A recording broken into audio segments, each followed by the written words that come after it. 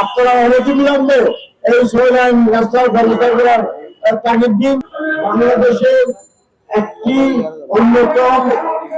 অন্যতম প্রয়োজনীয় এই রাস্তা, এবং সেটা এই বিগত 16 সালের সময় নির্মমভাবে এটি অবহেলিত ছিল।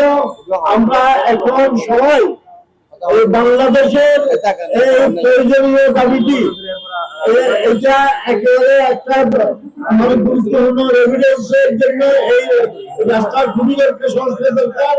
অর্থাৎ 6 লাইন বিশিষ্ট এই রাস্তা না হয়ে আমাদের পরিবেশন হারিয়ে যাবে এবং প্রকল্পের উন্নত কমে যাবে।